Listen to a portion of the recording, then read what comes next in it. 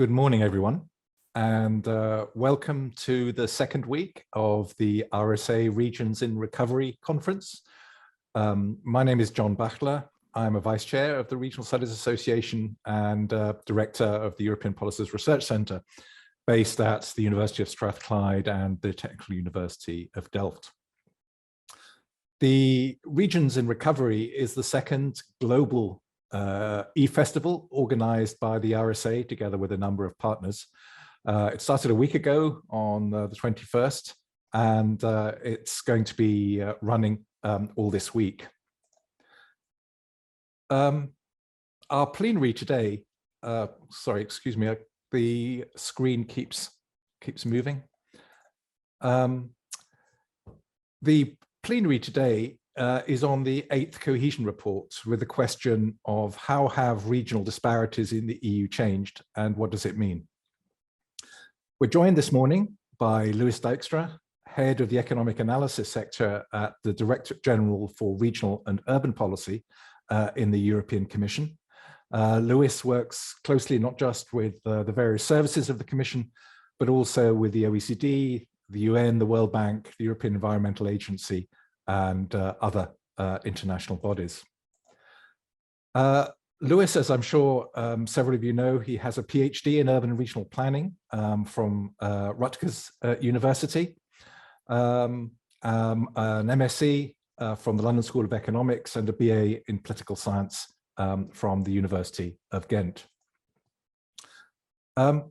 We should have been joined this morning by Julia Bachtler from the Austrian Institute for Economic Research, but unfortunately she's unwell with COVID and not able to participate. And we do wish Julia well in making a speedy recovery.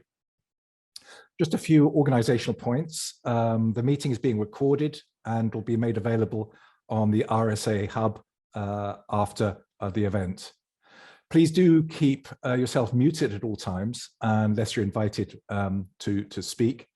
If you wish to stay private, please keep your video turned off and don't unmute yourself in order to ask a question. If you want to ask questions, please put them in the chat at any point using a Q in front of your in front of the point that you want to make in the chat. You can also use the raise hand function and wait to be called and then unmute and ask the question. But you know, given that often you may have observations and reflections, questions throughout the presentations, please feel free to add something in the chat whenever you want. So to come to the theme of the plenary, the cohesion report is, I think, a very distinctive document in European regional policies. You have to go back to 1996 to find the first one being published in order to deliver on the treaty requirement to analyze the progress being made towards achieving economic and social cohesion and the manner in which the various means provided for in the treaty have contributed to it. It's published every 3 years or so, it has been since 1996. We're now at the 8th report, and so we've got a generation of these reports that provide us with several things. Firstly, it's a source of data and analysis, invaluable for all of us who are concerned with studying European regional policies. Secondly, it provides an overview of the effectiveness of policy intervention to address these problems, particularly, but not only, under EU cohesion policy. And importantly, it also provides insights into the political implications, particularly for this never-ending debate on the direction of EU policies and budget spending. So it's really a remarkable and very useful document, particularly as the quality of data and the investment in research and evaluation has evolved over the years, particularly since the mid-2000s. The Regional Studies Association has a long-standing relationship with the European Commission, particularly DG Regio, and cohesion policy is a permanent feature on all our European conference agendas. So we're delighted to be hosting this debate on the 8th Cohesion report, which is still very, very fresh, having only been published very recently. Given the scope and scale of the report, we've decided to split the presentation into two parts. We loosely have termed them analysis and policy. And Lewis will speak for about half an hour on the key findings of the analytical content of the report. And we'll then have a break for questions, reflections, observations, and then we'll turn to the policy issues arising from the report. So without further ado, Lewis, can I give you the floor? Thank you very much for joining us. Thank you, John. Thank you for hosting us. I'm very happy to present this report. It really is a significant effort every time to really gather as much evidence as we can. And they have expanded in length. I think the first report only contained something like 14 maps. We're now over 120. But I want to reassure you, I'm not going to show every single one of them in my presentation. So let me try and share my screen. And then I'll talk you through some of the main findings and happy to answer questions on these. So the first question, of course, we always try and answer is, have disparities changed in the Union? And when we talk about disparities, we talk about regional disparities between NUTS2 regions primarily. And here we're looking at how GDP per head, the employment rate, and the unemployment rate have changed in the EU 27 since 2000. And so if you look at the changes, initially you can see a significant reduction on the blue line of GDP per head. But since then, it has basically plateaued, and we really haven't seen much in terms of reductions there. And I'll talk a little bit more later about why that's happening. When we look at the employment and the unemployment rate, we see big reductions, and then the economic crisis in 2008 really pushes up those labor market disparities very high. And they peak around 2012, 13, and then they're slowly starting to shrink. But actually, they're still higher than they were prior to the economic crisis. So let's take a little bit of a look at what has happened in terms of economic growth over that period. We use the categorization of regions that we use for the current period of cohesion policy, 2021-27. See the categories on the left there. Many of you will be familiar with the more developed regions with an average GDP above the EU average, less developed below 75, and the transition between 75 and 100% of the EU average. So if you look at that growth rate, you can see in the little chart in the middle that less developed regions have been doing well, growing substantially faster than the other regions and substantially faster than the EU average. More developed regions have grown quite well, slightly below the EU average, what you kind of expect, but the transition regions are surprising. They're growing more slowly than both other types of regions. So in a sense, they are diverging from the EU average. On the little map, you can see really the very rapid economic growth, particularly in the regions in the Eastern EU member states. And you can also see that on a per capita basis, real GDP declined in quite a few regions in Italy, Greece, but also France. Breaking this up, trying to understand a bit more where this is coming from, you can see that three periods, say the period leading up to the crisis and its aftermath, and then the post-economic crisis period. This doesn't capture the impact of the COVID pandemic yet because it's ended in 2019.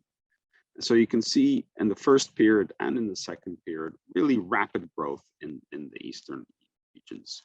The crisis really had a big impact, in particular on the southern member states, but also in Ireland. The Baltics experienced a very sharp recession, but actually they bounced very quickly. So over this entire period, they managed to have moderately positive economic growth. And Poland, of course, never actually experienced a recession during that period. So a very diverse picture emerging from this.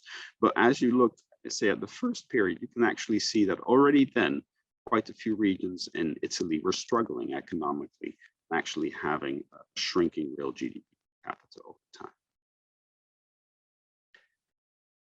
We've also looked at innovation. Innovation is an important long-term driver of economic growth, and we put out the regional performance index every 2 years, and we put them in, say, 4 broad groups based on how innovative their economy is measured to be.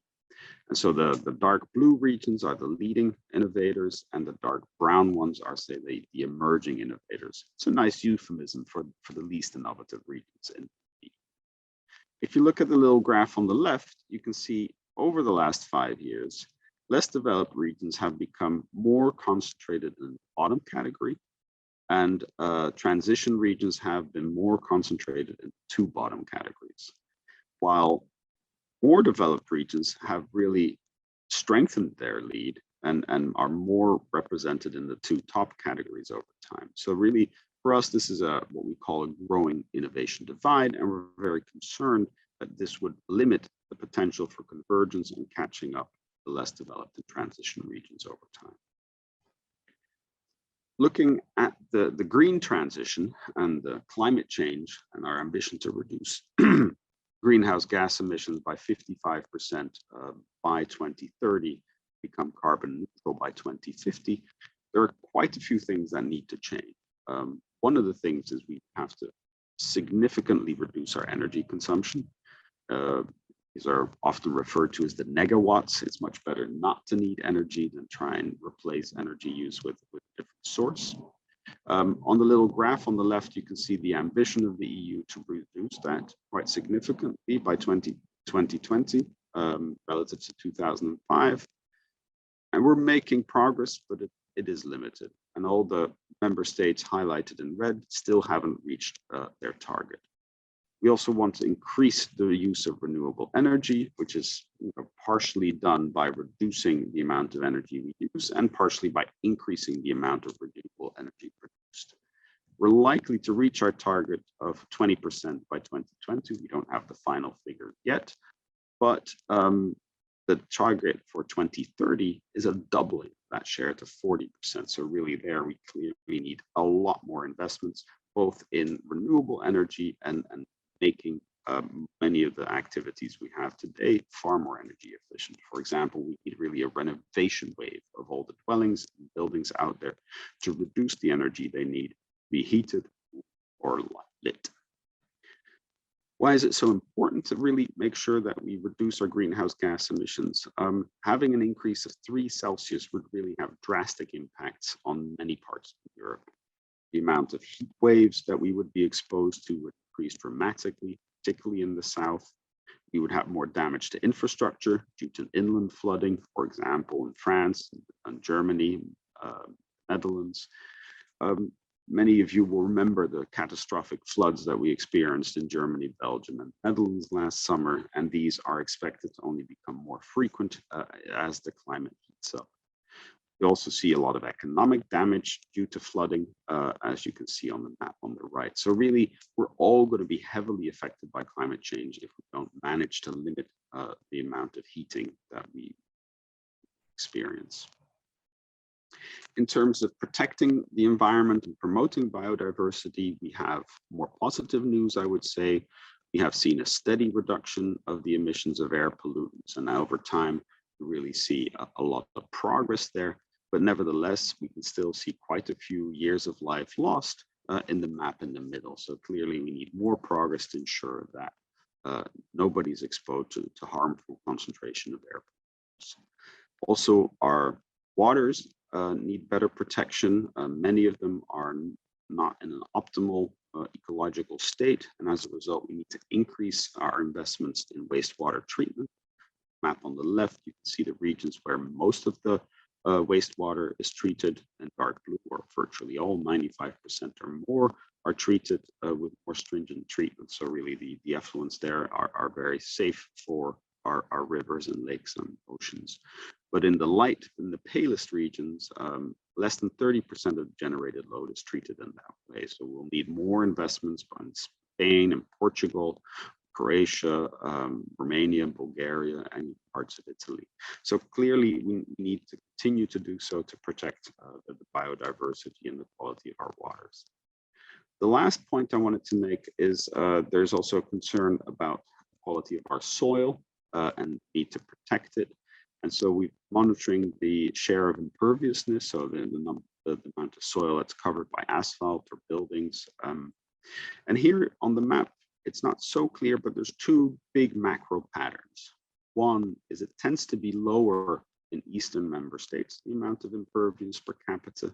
And then second, you have to look a little bit more closely, but it tends to be considerably lower in cities as compared to towns and suburbs or rural areas. Here we did a little bit of analysis using a different source of data. This is estimates based on a refined categorization of Cori, our land cover map. And here what we see on the left-hand side is the square kilometers covered by built up land and transport infrastructure. And you can see that cities are very low, dark brown bubble on the bottom, and rural areas have the highest amount of built up land and transport infrastructure. Partially, this is because you just need a lot more infrastructure to connect people in the countryside as they live quite dispersed, but it's also because people tend to live and work in buildings that are more horizontal, vertical, as you typically see in city centers.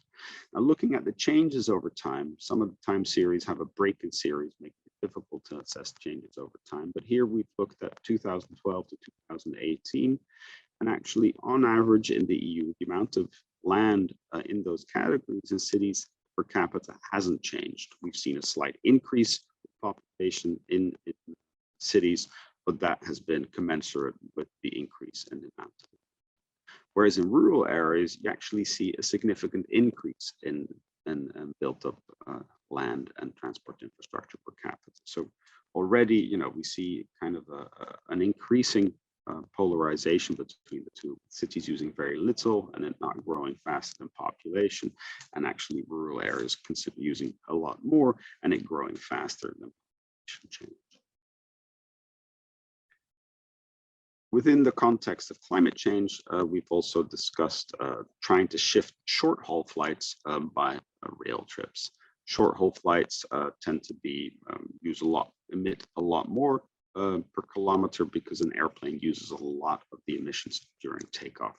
And so short-haul flights are really a good one to replace. So on the left-hand side, we see a map where we look at the speed between cities of at least 200,000 inhabitants that are less than 500 kilometers apart. And so there's two things very apparent from that map. The first one is that in Eastern EU, a lot of those connections are either missing slope. And the second clear conclusion is that a lot of those high-speed connections follow a very national pattern.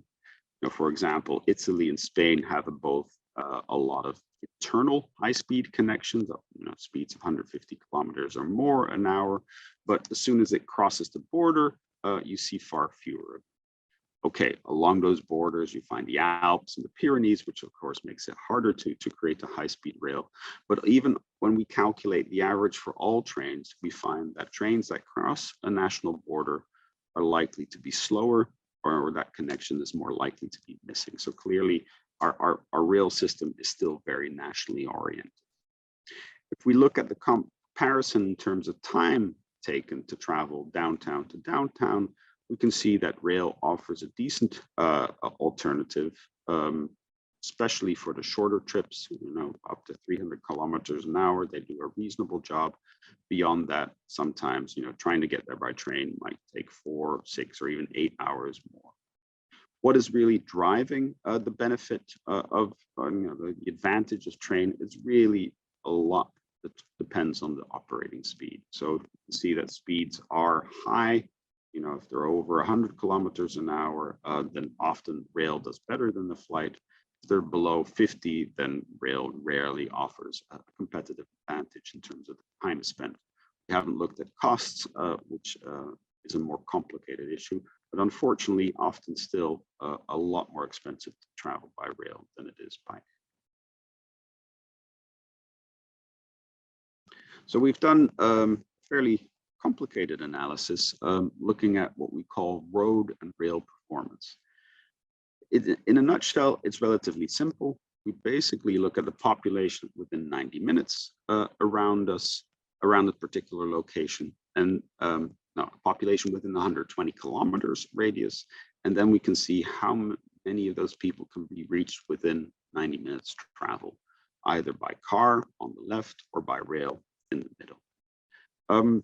So we do this calculation for the 2 million populated grid cells. So it's very detailed and quite cumbersome. But the end result is really robust because we take into account how many people live in an area, which typical accessibility indicators don't.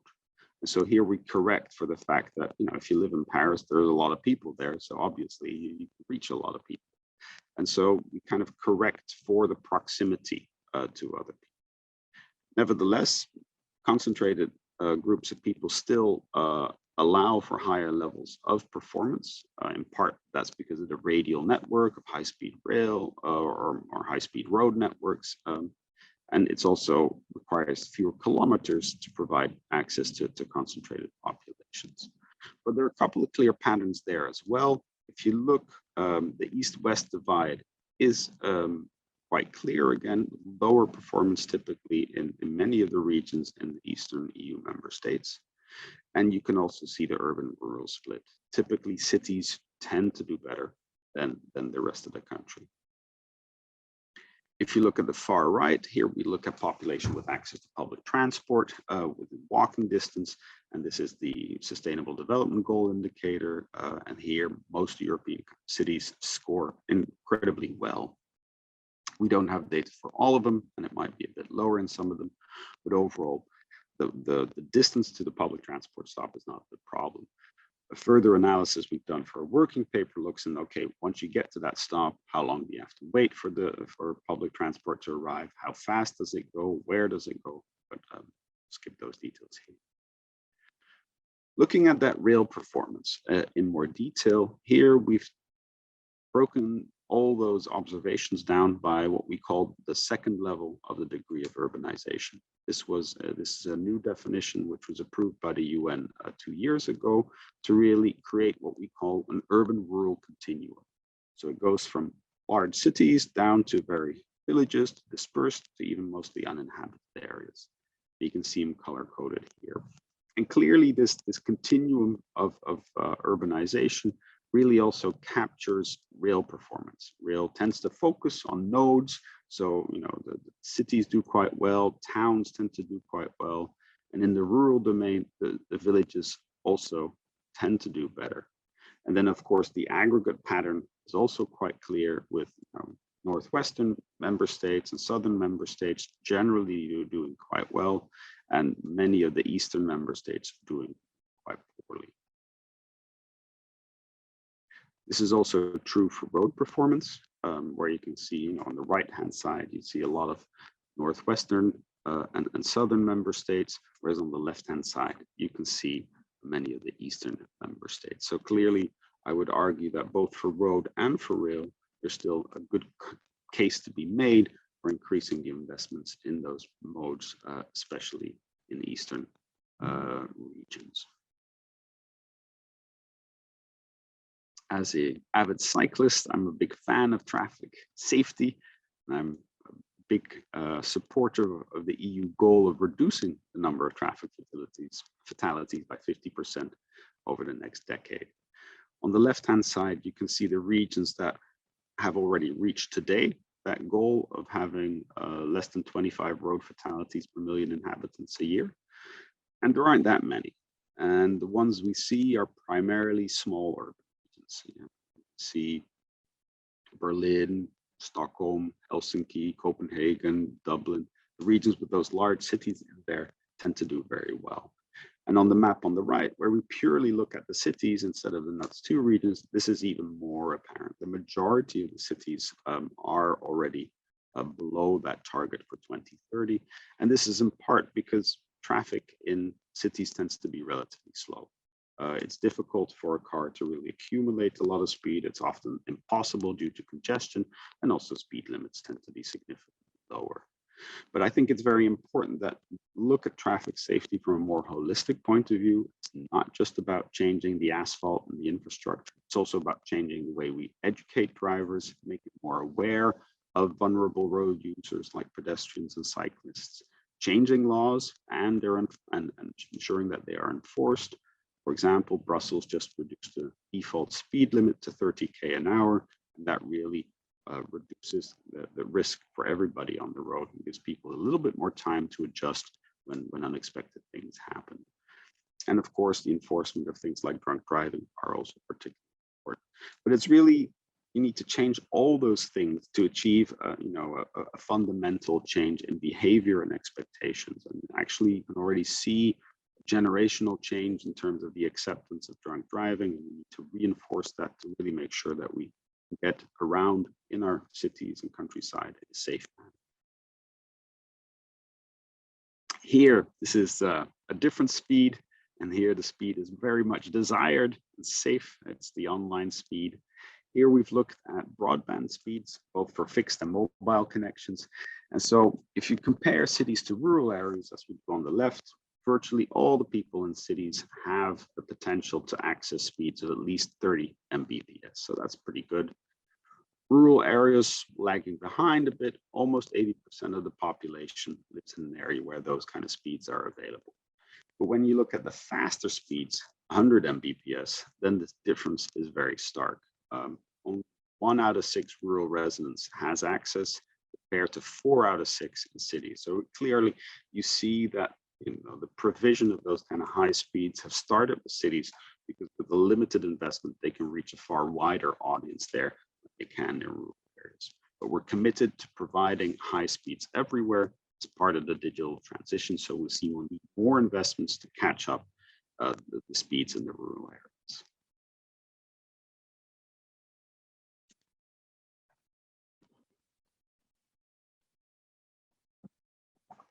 Looking at labor markets, I mentioned already earlier that the disparities have started to shrink, but they're still quite a bit higher than they were prior to 2008. And it's intriguing in the sense that the EU as a whole has reached much higher employment rates today than it was prior to 2008. But this progress has been very uneven. And you can see that here on the map on the left. We have the EU target of trying to increase employment rates for the population aged 2064 to over 78%. And all the regions in green have reached that target. But you can see the regions in dark blue are still very far removed from that target. And on average, this also really maps quite clearly on our categories of regions, with less developed regions only having employment rates of 66% compared to 76% in more developed regions. And even both have improved over time, that gap has actually not shrunk. In the middle, you can see the map on the unemployment rate. And here it's very interesting. We took a very different approach than, for example, in the US. Member states initiated job retention schemes, encouraging firms and paying firms to keep their staff on the payroll, even if only part-time, to avoid massive spikes in unemployment. So this is during the outbreak of the COVID pandemic. We really see very little increase in unemployment. There's still a number of regions where it's about 15 or even 20% in the South, but generally unemployment has remained relatively low during the pandemic. We have another target for the EU. We want to reduce the share of early leavers aged 18-24 to below 10%. So again, here, same logic. All the regions in green have reached that target. The regions in blue still need to reach that target.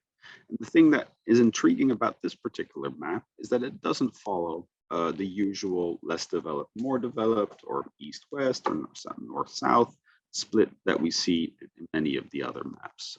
We see quite a few regions in Sweden and Germany, for example, that still need to make progress. Progress is very much needed in Romania and Spain and Italy, for example, but Greece does well, Poland does well, Croatia does well. So it's a very mixed story. But again, it's very important to reduce these early leavers because it's much more difficult for them to find stable employment and have it. Looking at the risk of poverty or social exclusion, you can see that on general, this is also higher in less developed regions. Here we have the 3 sub-indicators of that overall index. And we look first at relative poverty relative to the national level. Still waiting for national figures for France and Germany, but we can see within countries that there's a spatial pattern there. Some countries' capitals tend to do well with lower poverty rates, like in Poland or Romania or Bulgaria. In others, like in Belgium, capitals actually concentrate a significant share of the poor. And then some you can see a clear geographic pattern, like in Spain and Italy, where the south has higher poverty rates than the north average. Severe material deprivation, this is an absolute poverty measure, and that correlates closely with the least developed regions in the EU. So the ones with the lowest GDP per capita also tend to be the ones where you see a lot of people living in material deprivation. The last indicator is an indicator that captures distance to the labor market. It counts the households where nobody has worked a full-time job in the last 12 months. So here you see a varied pattern, sometimes with big differences, also in Belgium, for example. Flanders is better than Brussels or below. Looking at migrants, here we capture the impact of what we may now have to call the first refugee crisis, given the invasion of Ukraine by Russia, the large flows of refugees we see because of that.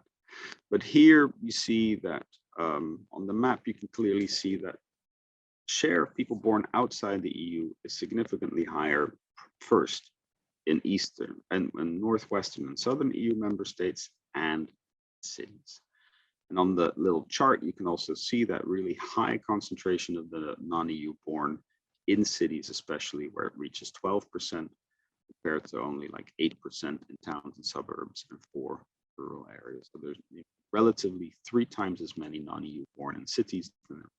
If you look at the little chart on the left, you can also see that the other EU born are much lower in terms of share, and they're more evenly distributed between cities, towns, and rural areas.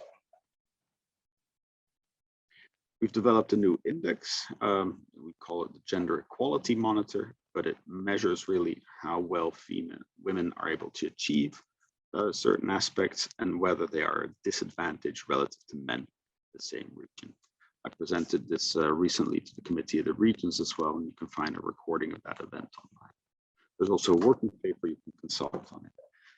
What are the overall messages? So if we compare women to women in other regions, we see that their achievements are very high in the Nordic regions, but also in Austria, Dublin region, in France, Spain. So here really we see women are able to flourish. They are able to score very well within 7 domains, 33 indicators, a really good performance there. We see lower performance looking in Greece and Italy and Romania, Hungary, and we consider aspects like employment, education, power, are they elected or not, income, safety, security, time spent, etc. So really very comprehensive selection of indicators, and you can see there where they score well.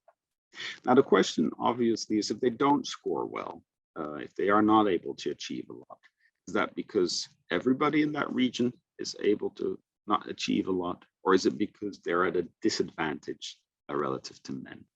And so in the main map in the center, you can see the female disadvantage index. We measure whether the women score worse than the men on those 3 indicators.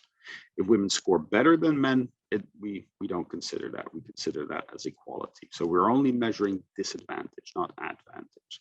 And that has the benefit that, for example, the fact that men earn more, that men live shorter lives is not compensated for the fact that men earn more, right? You don't get compensation between different indicators. And so where is that concentration of disadvantage?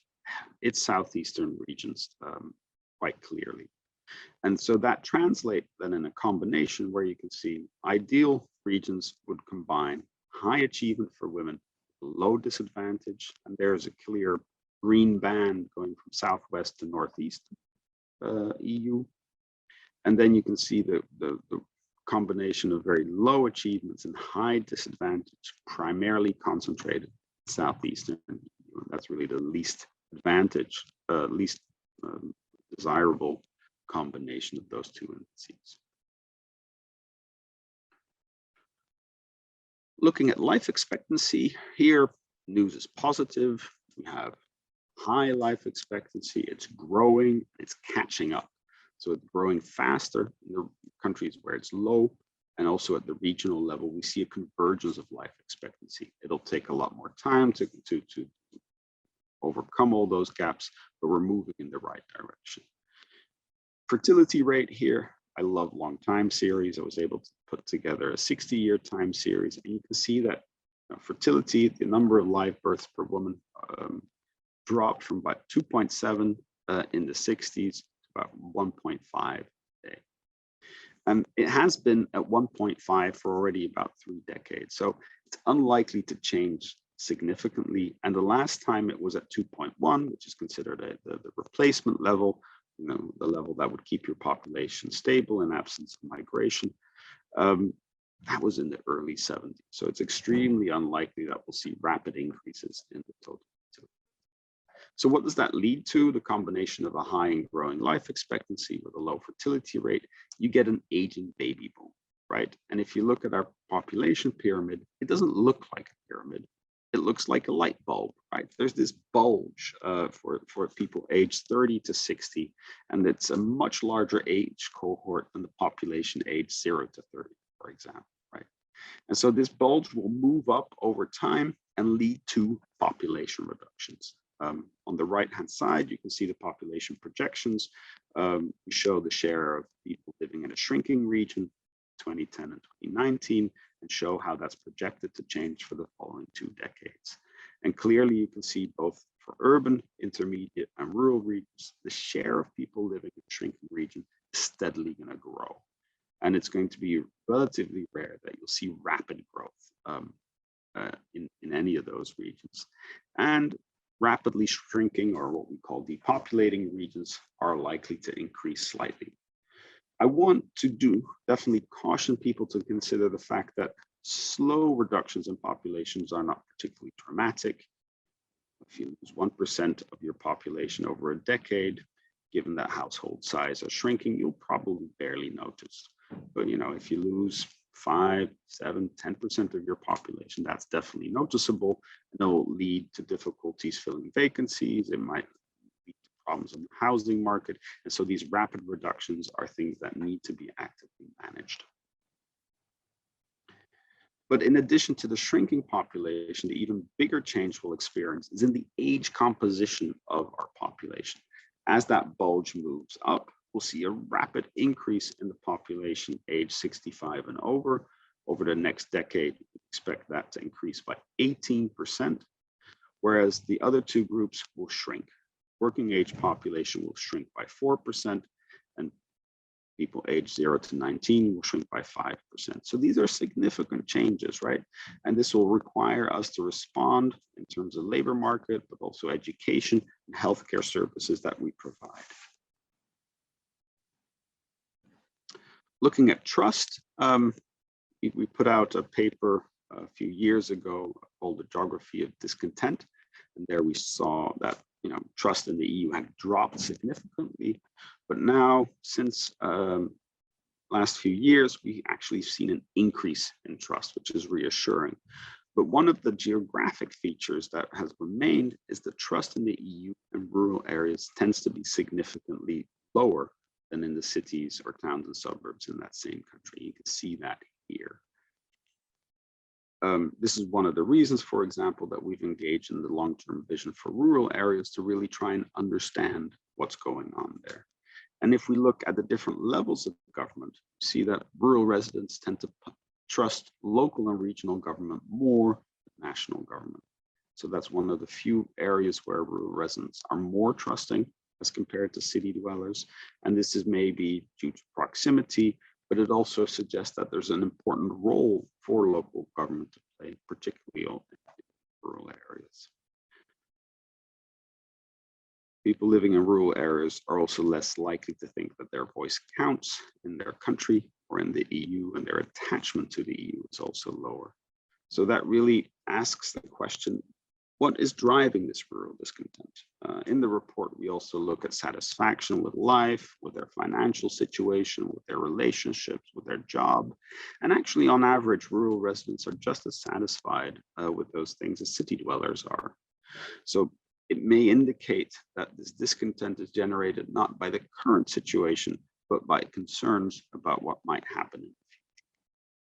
One thing which is consistent throughout the Union is city dwellers tend to have higher incomes, but on average, they're not more satisfied with their financial situation. This may be due to the high and growing housing costs in cities in Europe today. When looking at travel, we see that rural residents need to travel further to reach services, and they're less likely to be able to reach them by walking or cycling.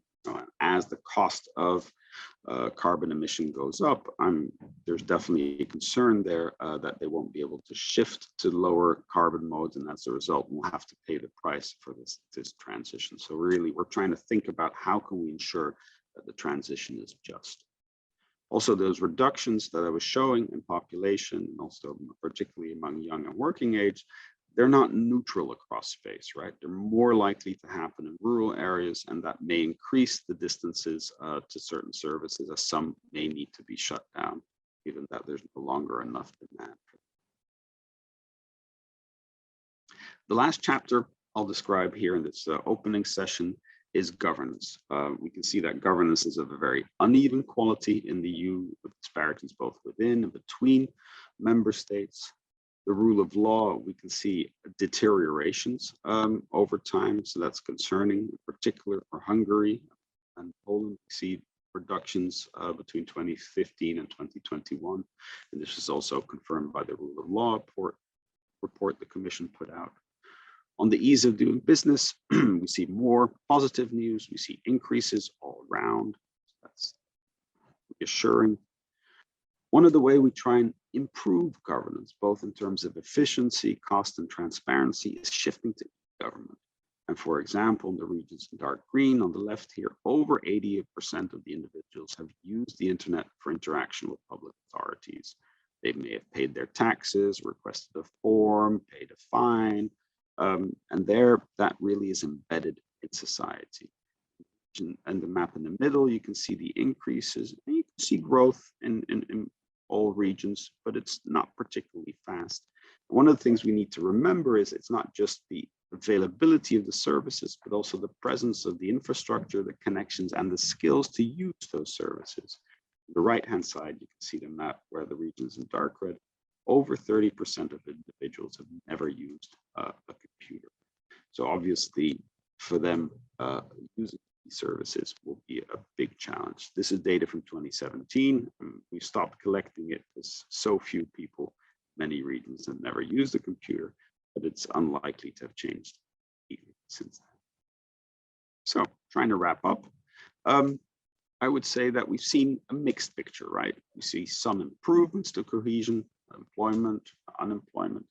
We do see that some territorial disparities remain, notably GDP per head, and some are growing, like the innovation divide. I'll talk a little bit more about development traps in the second half of the presentation, but we're concerned that some of those transition regions that are not convergent are stuck in a development trap. And we think that the green and digital transition will really require more investments, especially in less developed and rural regions, but that these investments also provide more benefits to them. Demographic change is already affecting all regions, but it will affect less developed and rural regions first. Okay, I'll stop sharing and we can start with a few questions. Thank you.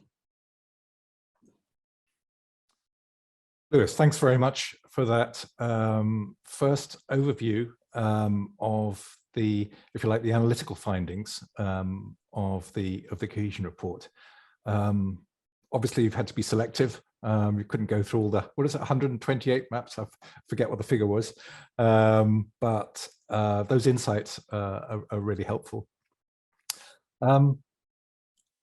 Julia was going to take the discussant role, and I'm not seeking to replace her, but just a few observations, perhaps. I suppose the first is, and I think this is also the subject of a question in the chat, is what difference has cohesion policy made? And of course, it's difficult to make judgments right now because the ex post evaluations of the 2014 to 2020 period are just being commissioned, but inevitably a first question for academics and policymakers is the counterfactual. What would have happened in the absence of cohesion policies to those graphs that you showed right at the start? And I think it's important to point out that there is a chapter on this in the cohesion report, which has some important data of the impact of cohesion policy investment on GDP, and also what one can say thus far about the kind of outputs that we've seen from the investment.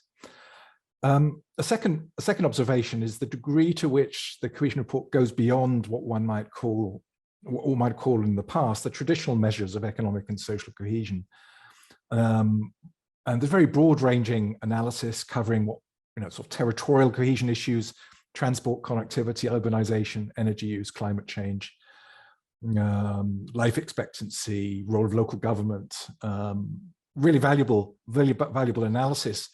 And they all have important implications for cohesion, but they do raise questions about the policy frameworks, because they extend into the remit of other EU policies and indeed beyond in areas like spatial planning.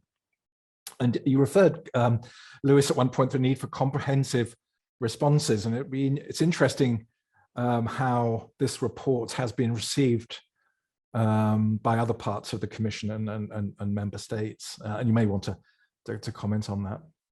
I think a third point was the long shadow of the economic and financial crisis, which you addressed right at the start, and is an important issue within the cohesion report, and the degree to which we've got very low growth in some regions of France, Italy, Greece, Sweden, and so on, and the kind of regional development traps that are discussed in the report. And I mean, a key factor which you highlighted was the innovation divide. And your graph talks about emerging innovators and moderate innovators, but the cohesion report itself is a bit more explicit about the weaknesses of the innovation ecosystems that underlie some of these issues. And I suppose what's important, as I think the report says, is the degree to which smart specialization strategies need to address this more directly. And I suppose the question is what one can say about the effectiveness of the first generations of smart specialization strategies and what kind of lessons they have. I mean, there are clearly other factors that are highlighted in the report, which you didn't have time to mention in terms of these development traps, like skills, governance. I mean, you mentioned the variation, the unevenness of quality of government.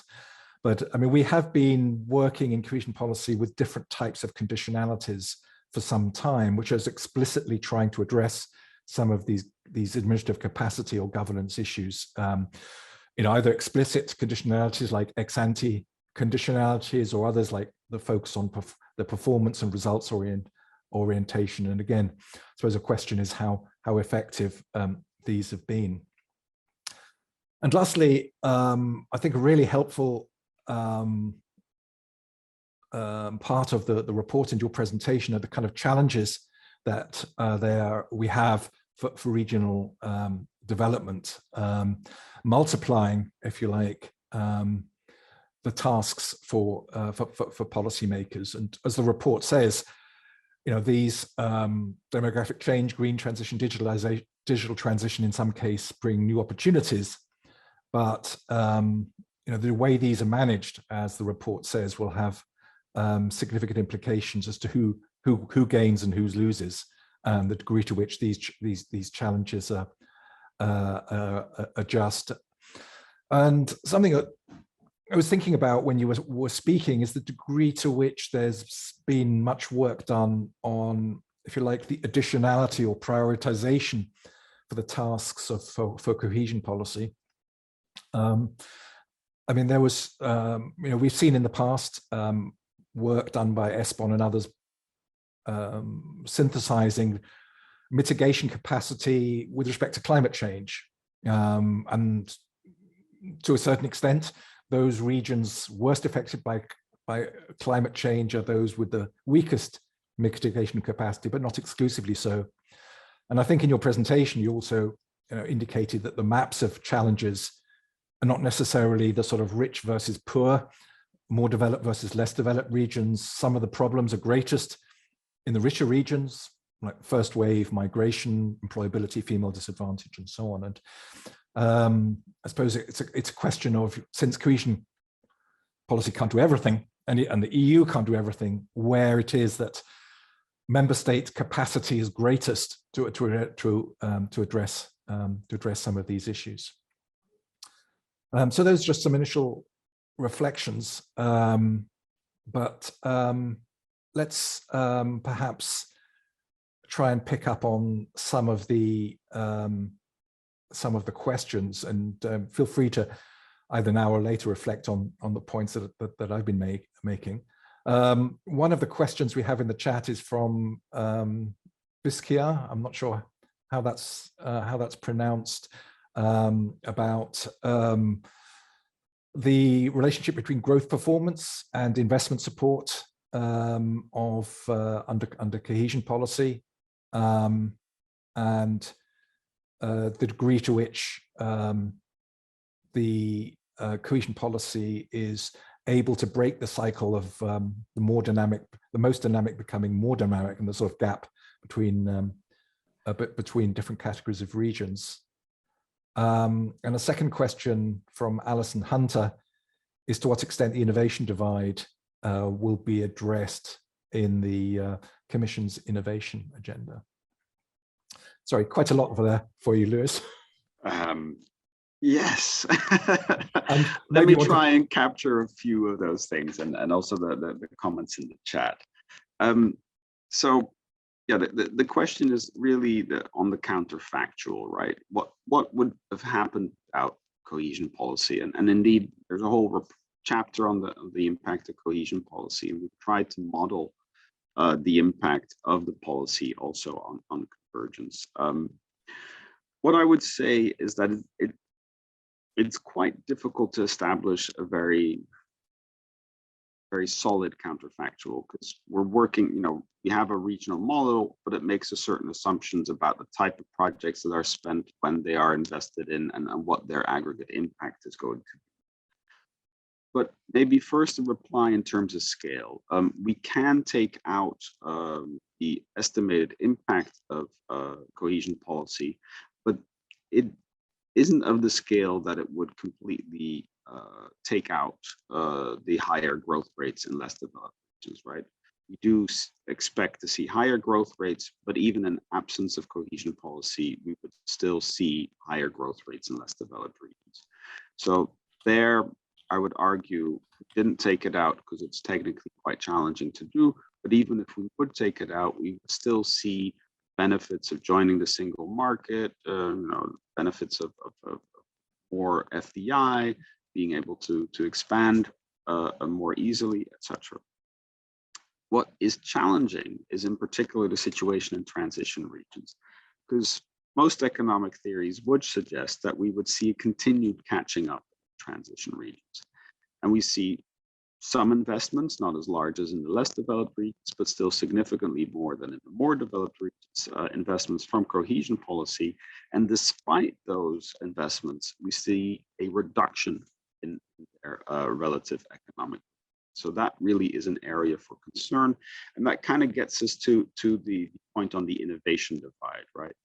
There is a lot of theory around the concept of a development trap, the idea that there are qualitative jumps that you need to make in the process of development, and you can catch up initially just by having benefits like low cost of land, low cost of labor, by joining the union. Obviously they have access to the entire single market, some investments in transport allowing for cheaper and faster movement of goods should help.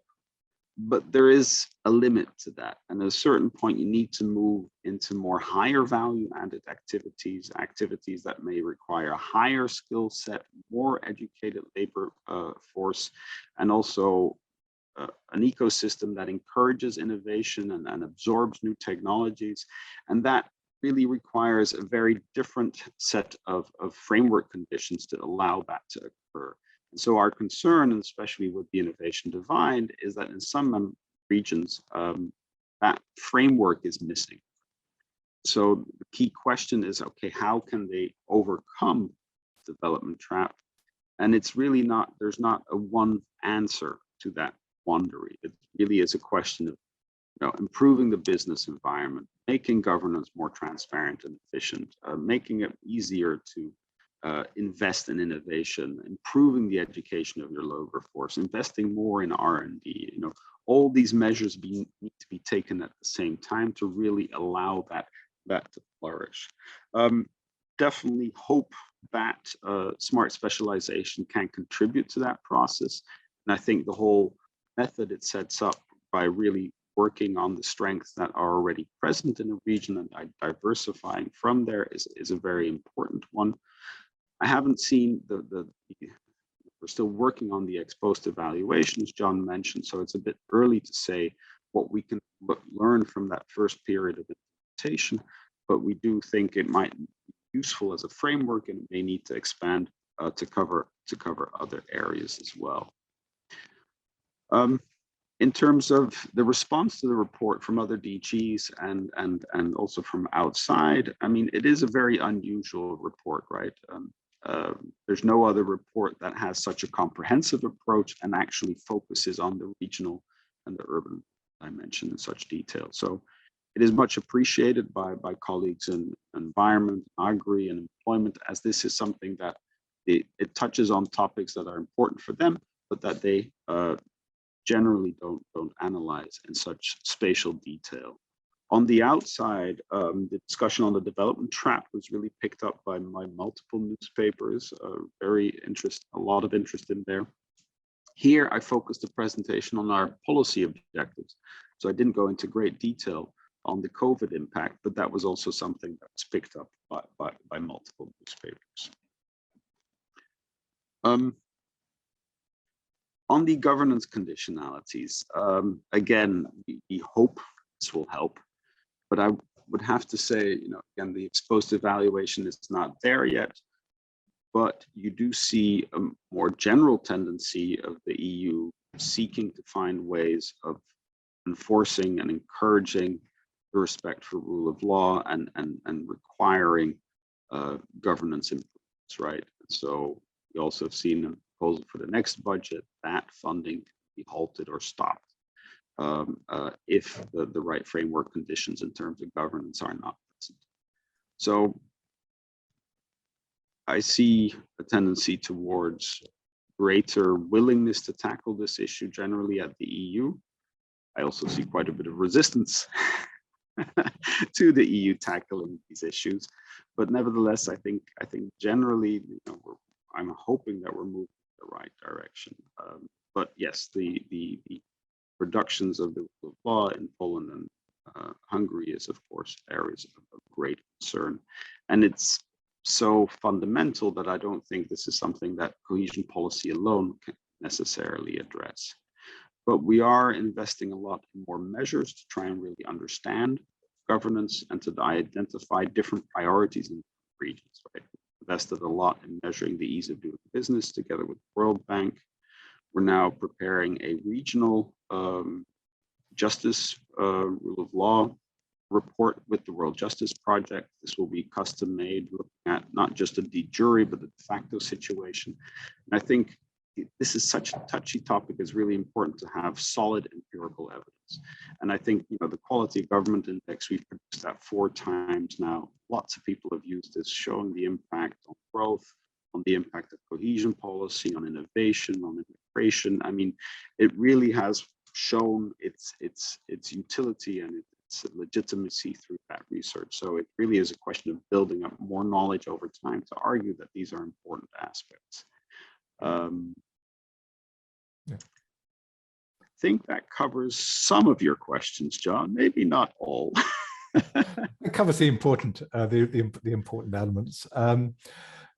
And thanks very much, Lewis. Just before we turn to your second presentation, can we just pick up on Joni Willett's question in the chat? And this refers to the, if you like, the alignment between what it is that cohesion policy programs focus on and the degree to which these are accessible, if you like, to, or that they match with what local priorities are. And she specifically mentions housing as an example of something, of an area that may be of local concern, and it sort of illustrates the wider issue about how a cohesion policy responds.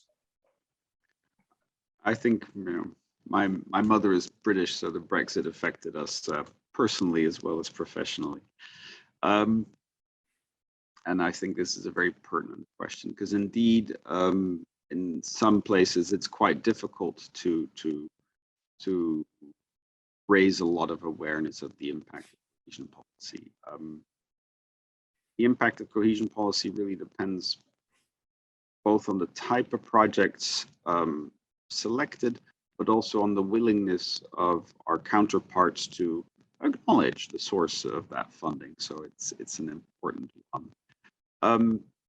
The success metrics, I don't think we have proposed any which is on the front of the awareness.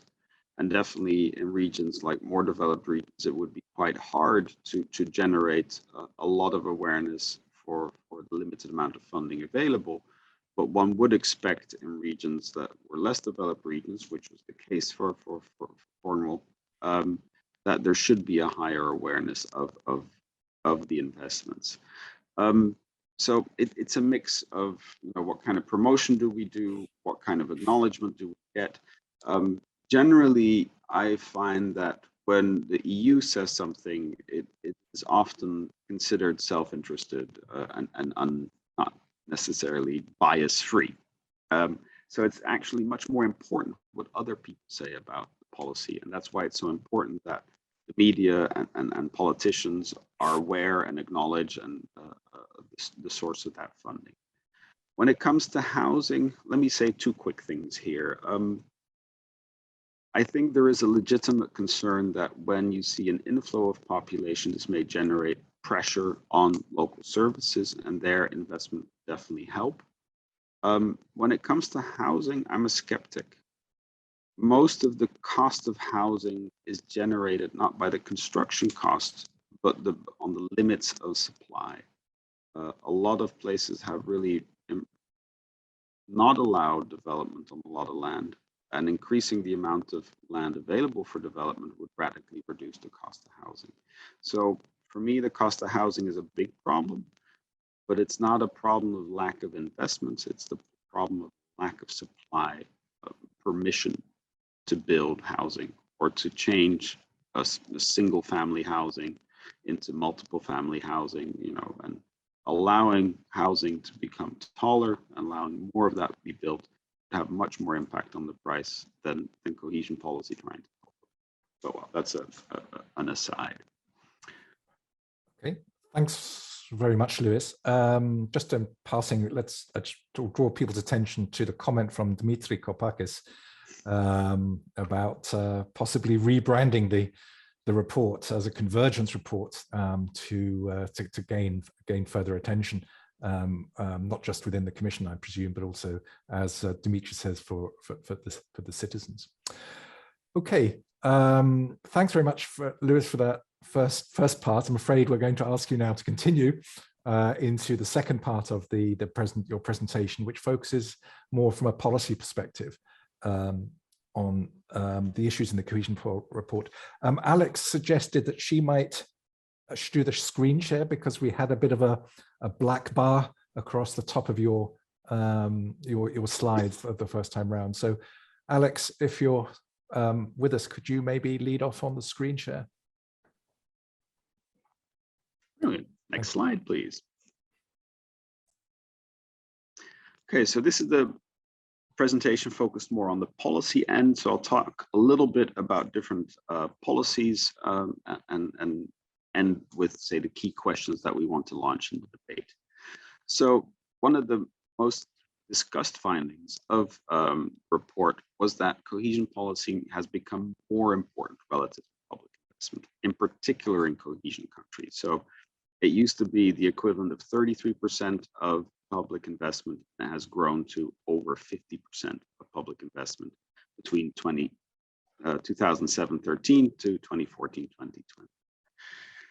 In part, this is because public investment dropped significantly after the economic crisis, inspired by fiscal consolidation, where they opted to reduce investment rather to try and reduce expenditure or increase revenue.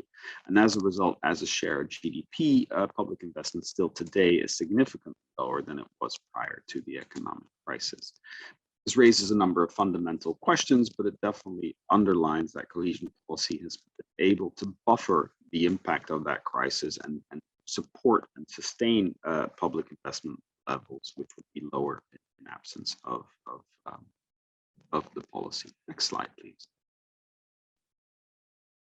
We've looked, as John mentioned, also inside countries, looked at their governance structures and their expenditure patterns. This is not because we feel like we need to change those, but we think it's an important context to understand. So one of the things which we see on the left-hand side is that subnational governments tend to spend a large chunk of total government expenditure, right? It's over a third. And in some countries, it's much higher. It's even above 50%. Spain and Denmark. So some national governments are important as a takeaway from that graph. It hasn't changed much over time. We see 11 years here, see minor changes, but there's another structural difference. Cohesion countries tend to be less decentralized. Less of the spending is done by subnational governments, only around 20%, whereas in non-cohesion countries, it's closer to 40%. So really, cohesion policy in the cohesion countries really operates in a far less decentralized manner. And that's also confirmed by the level of self-rule at the regional and local level. Here we look at how much discretion local authorities and regional authorities have. Again, we see that gap. It's shrinking, but we see a significant gap between cohesion and non-cohesion countries. We see also some changes over time. It's slowly increasing in most countries. So we see a tendency towards a little bit more decentralization.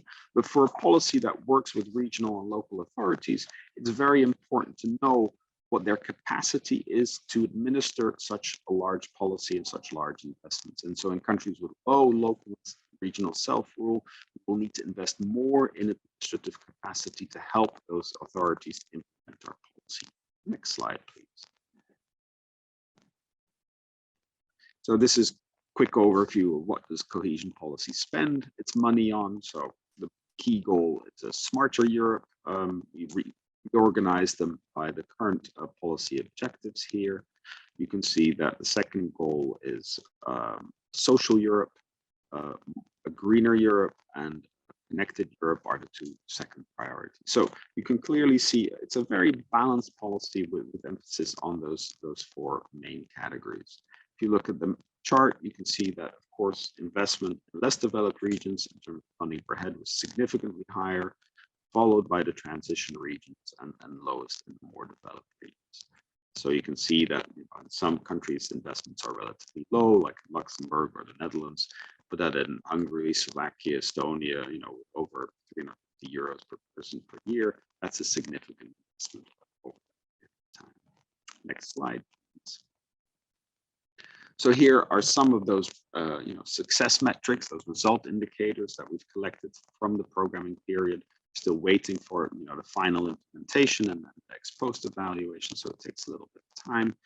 But we really see that by the end of that period, cohesion policy will have supported over 1 million enterprises, protected over 40 million people from floods, will have constructed or improved over 3,000 kilometers of rail, built or improved roads to improve accessibility and safety, helped more than 36 million participants with labor market integration, improved healthcare for 39 people. And I want to highlight here that we have used REACT-EU to increase investments in healthcare from 10 to 25 billion in response to the pandemic, and will have created or rehabilitated 2 million square meters of open space. Again, particularly important during the pandemic, when lots of people were confined to their homes and couldn't go to school or to work.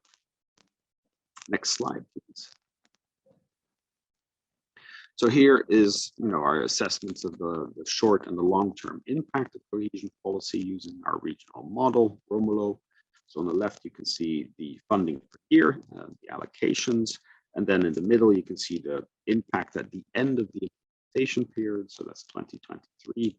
Strong impact because of both the effective expenditure and the structural impact of the policy. And then in the medium term, still a very positive effect on all regions.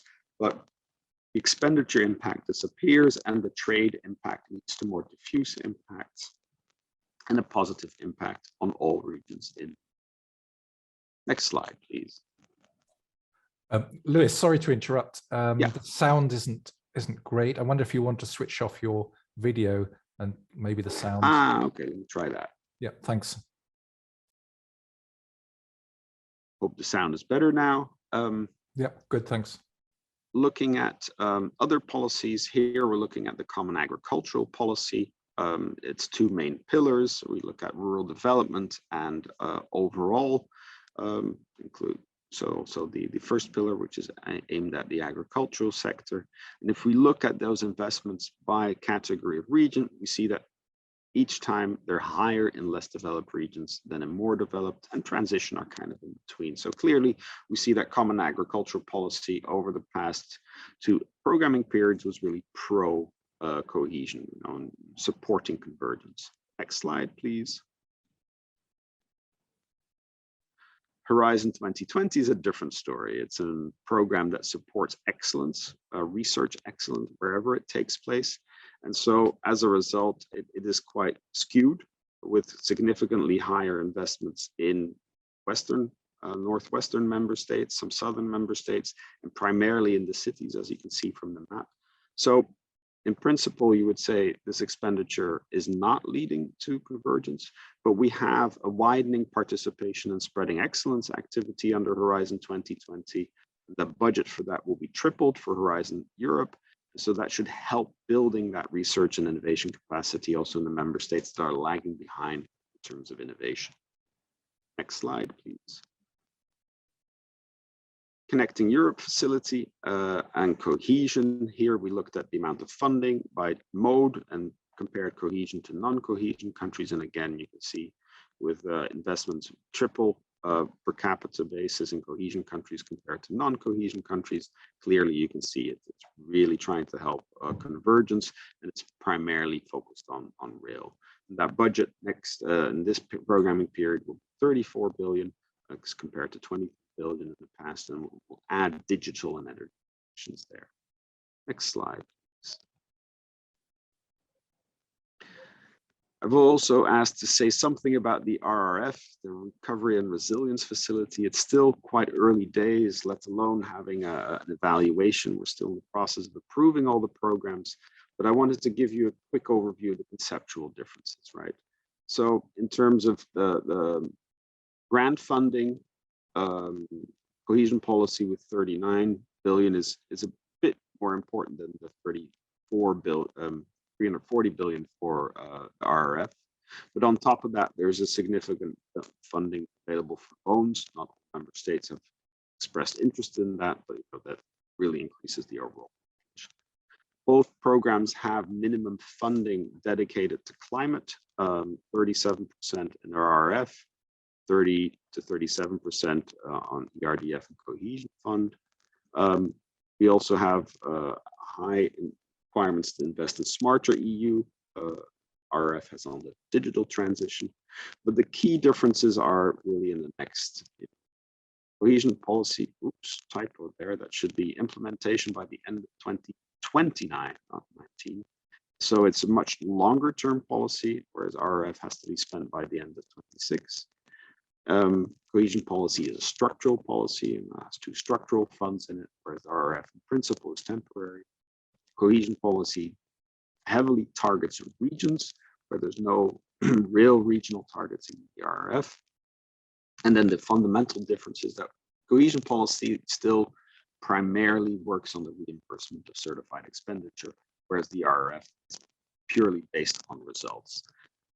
Really depends on the type of projects that you're funding, which one is more appropriate. For heavy infrastructure, it's rarely done based on results. It's typically done based on expenditure. But given that there are investing also in the digitization of the government services, there you can also try and work on results. Next slide, please. Next slide. We'll have to speed up a bit, sorry about that. So the key questions we want to debate is, can we ensure a fair transition? Here on the right, you can see that a lot of regions still are increasing their greenhouse gas emissions from fossil fuels. So that will dramatically change, and that's why we have this just transition mechanism, and we're asking, should it change to cover different topics as well beyond reductions of greenhouse gas emissions. Next slide. Here, I've animated the excess mortality figures for the regions, NUTS 3 regions, so you can see the last 2 years, what the impact has been on excess mortality. That's a very clear example of an unexpected and highly asymmetric shock. It was much higher in less developed regions on average, and we'll see more unexpected shocks in the future. So we're trying to think, how can cohesion policy respond more quickly to such shocks and really address them? It could also be linked to technological change, or regions really very dependent on a few narrow sectors. Next slide, please. We want to help regions respond to demographic change, and I highlighted the shrinking labor force, which will have to recruit more from lower employment rates, such as young people, women, migrants, older workers. But also invest more in innovation and technology and adult learning. Schools will have to adjust to fewer pupils, and public service and healthcare will need to serve more elderly. Slide.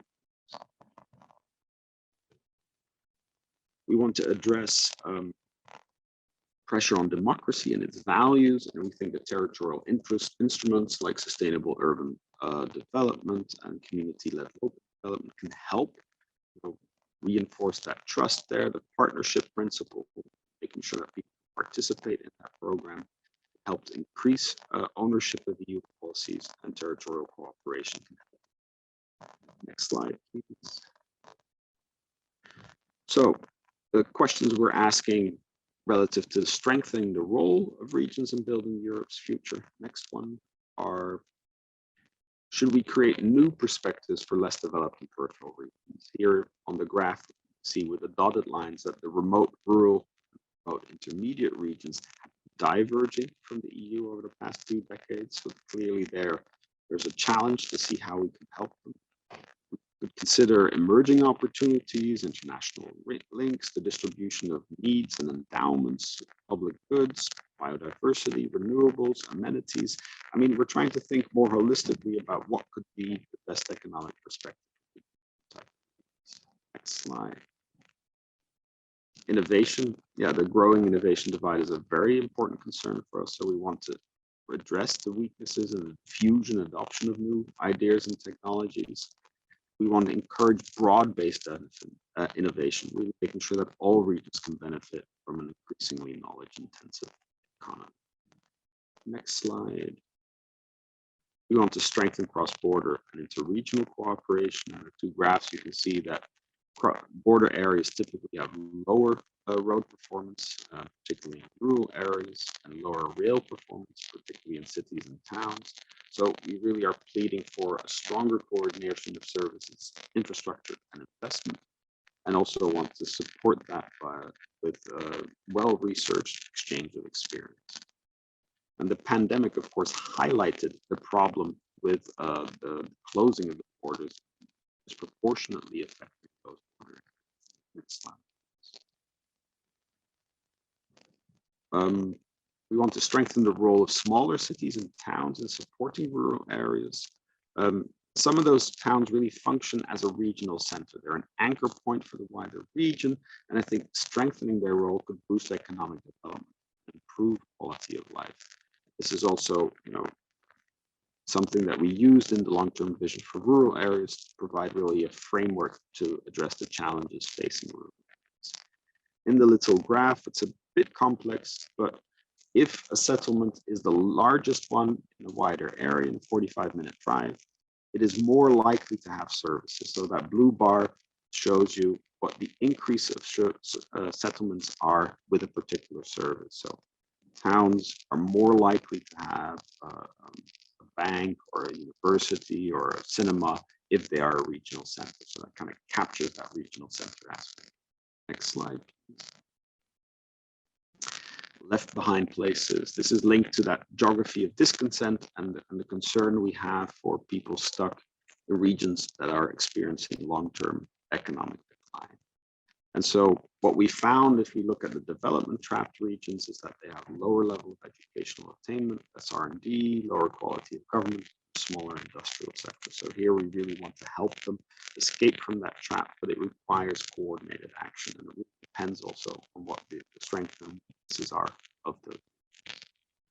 Next slide. Okay, caught up my time. It's my last slide. I want to conclude with key questions we have about the tools to deliver. So cohesion policy is clearly a place-based policy. We focus on places, not purely on people. We try and adjust the policy to take advantage of the benefits and the strengths of a particular region. We want to further streamline the delivery of cohesion policy. Can we learn something from the RRF, for example? We want to really make sure that we have a multiplier effect and unlock private and public investment, in particular in green, digital, and demographic transitions. We do want to increase investing in people throughout their life, particularly adult learning will be more important. The working age population shrinks. We want to enhance complementarities with other EU policies. Think of the CAP and the Horizon. How can we make sure that they contribute to convergence? And we also want to ensure that the RRF, the Recovery and Resilience Facility, contributes to cohesion. And that is a nice challenge for everyone. Next slide, please. That's it. Thank you very much. Happy to answer your questions.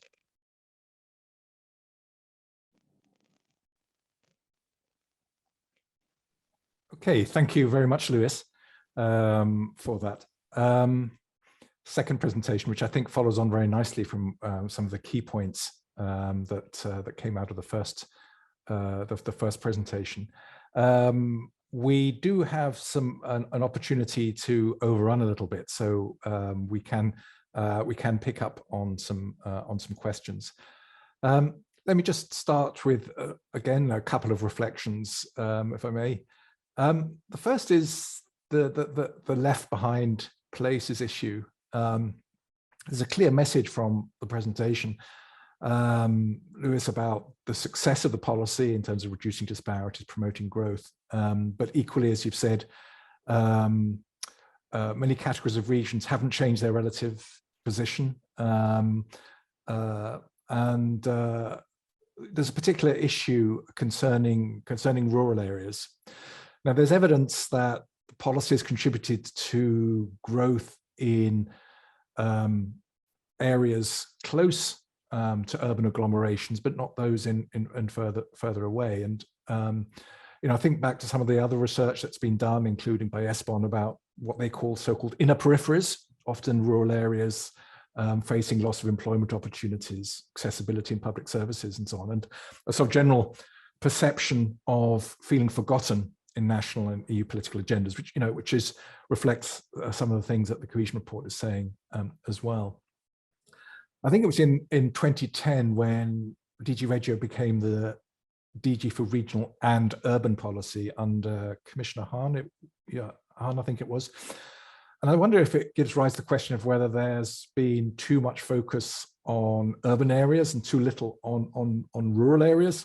That's something for colleagues dealing with it with the CAP and so on, and it's particularly rural areas outside the catchment area of cities. And this isn't a sort of urban versus rural issue, because place-based responses need to take account of the very varied contexts. But I just wondered what you see the implications of focusing more on left behind places is I suppose one observation. The second is the point about the relationship between cohesion and other policy and other policies. And there is this striking phrase that is in the cohesion policy report, and the Commissioner has used in everything that she says, which is the principle of do no harm to cohesion, which is all about enhancing complementarities with other EU policies, the need for a more specific regional focus to given other policy areas. The kind of points you were making, and we know, about the fact that so-called spatially blind policies are not actually spatially blind at all, and can be damaging from a cohesion perspective. But then, as you said yourself, the major instrument that has been created, the RRF, doesn't have a regional focus explicitly. I mean, the Commission guidance has stressed the importance of alignment. So is that more about avoiding dual funding? Cohesion, one of the pillars in the guidance for the RRF, but the impression that we have so far, I think, is that there isn't a strong cohesion focus in the RRF. And so, obviously there are risks of intensifying disparities, as well as some of the governance issues about delaying programming, taking good projects away from cohesion policy. I mean, you also mentioned the need under Horizon Europe to address the innovation divide and things like the widening participation initiative, but the progress on that, I think, has been fairly slow to date. And I suppose the question is, to what extent, what in practical terms, or how realistic is it to give practical meaning to the do no harm to cohesion, the cohesion principle?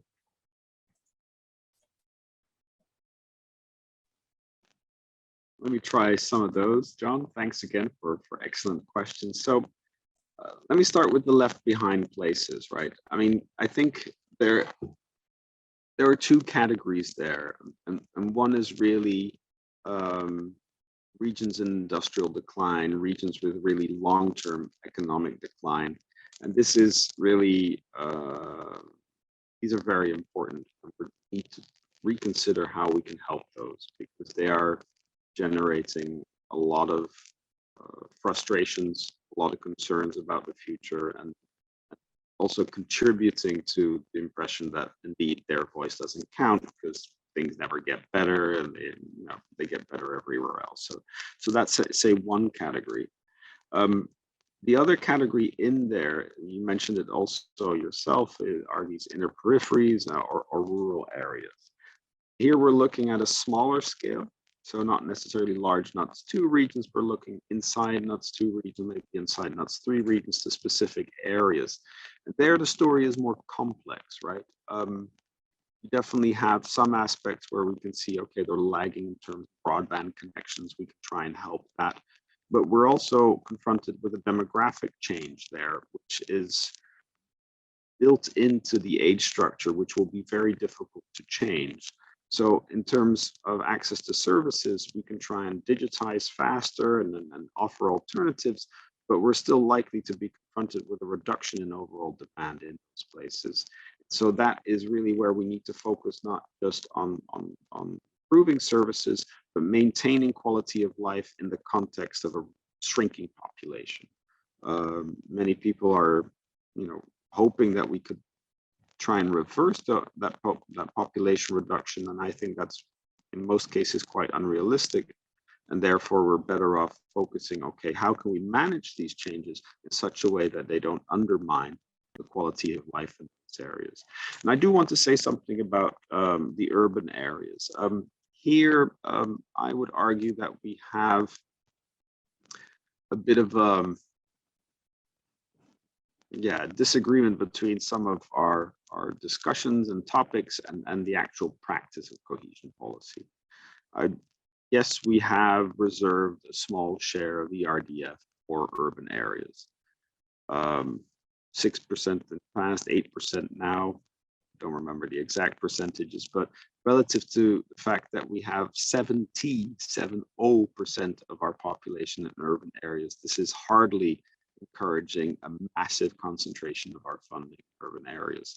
And also, if we look at the past 2 programming periods, we clearly see that investments in rural regions are significantly higher than in urban regions. So I don't think we have become a policy that's ignoring rural areas or rural regions. We're still a policy that invests most in those regions and more so than in urban regions. I think urban regions have their own challenges, and I think it's important to consider those as well. But I wouldn't argue that we've gone too far in that. But I can understand that, you know, becoming the DG for urban policy and this ring fencing for urban areas may have created the wrong impression, or the impression that we're overly focused on urban areas. But I don't see that in our expenditure figures, actually. When it comes to the do no harm to cohesion, yes, this is a beautiful principle, but a challenging one to apply, right? I think it's more intended as a request to indeed be more aware of the spatial impacts of policies that aren't necessarily intended to be spatial, but will no doubt have spatial impacts. And for example, when it comes to the green transition, the questions of how quickly we can decarbonize our transport will obviously have an impact, right? I showed the graphs, or I discussed at least the fact that people in rural areas live at greater distances to services. They are less likely to go there, be able to go there on foot or by bicycle. There's not enough public transport there because the demand and the destinations are so dispersed. So really, obviously there, if we can't decarbonize transport quickly enough, they may be faced with increasing bills to cover something that they are unable to change at an individual level. So I think it's a plea for a greater awareness and more territorial impact assessments on behalf of other policies. And I think that's legitimate and useful. Now, we have always been trying to do that, trying to capture the regional impacts, but I think it's a plea to do this in a more joined up fashion and really be aware of those regional impacts. And you know, some of the recent events highlight that, right? I mean, I think the yellow vests clearly were very concerned about the impact on gasoline prices on their quality of life and their income, right? And I think that's legitimate. We ignore that at our peril. So here's a plea to make sure that, you know, a well-intentioned policy doesn't lead to a disproportionately high impact in some areas in the region. So I think that's a good principle. I'm not saying that all policies have to completely transform and be only pro-cohesion, but a greater awareness and where necessary, adjusting or providing accompanying measure like the just transition mechanism is a good idea. So I guess that's the overall goal. Will we achieve that? How quickly will we achieve that? Those are questions that are too early to answer, I would argue, but at least it's important to be explicit that we are aware of those issues and we're trying to bring them forward and consider it more. Okay. Thanks very, very much, Lewis. I think there are some suggestions in the cohesion report, like about territorial impact analysis and other tools that might be used. Okay, I think we've just got time to squeeze in the question from Peter, whose comments about bring back geographic targeting concentration along the lines of Objective 2, which suggests he might be of my vintage in terms of recording that. But his question is, were you able to look at Article 7 for integrated sustainable urban development, and particularly the degree to which also is urban performance declining relatively in transition regions? Well, let me first do the Objective 2. So we stepped away from really trying to have smaller parts of regions only being eligible for a particular part of funding, right? We switched to a situation where all regions are eligible for cohesion policy. In the past, we had big discussions. Well, can you invest it outside, the boundary if still benefits, disproportionately go to the people living within the boundary. I think that kind of micro-targeting is not particularly useful. It generates a lot of obstacles to investments and obstacles to a quick implementation of the program, something we still struggle with. So generally, I'm not in favor of that, but through our negotiations, through our reporting, we do want to highlight the struggles of certain types of communities and then have a debate on how those can be addressed within a wider context, right? One of the things that we highlighted was the role of smaller cities, towns, even villages for their wider community. And so this is one way where we're opening up the discussion to think about the relationships between urban and rural, and in such a way that we can strengthen those links and then help both types of areas. So I think that's more what we're thinking, and you really need some joined up thinking also at larger scales to help those areas. Often, you cannot necessarily find all the solutions in the small areas where the problems are concentrated. So you really need to think about this in a broader sense. So don't think, those small types of areas are that useful. We haven't looked specifically at the impact of sustainable urban development yet. I mean, this is a key question for the ex post evaluation, and we hope that we'll come with answers there.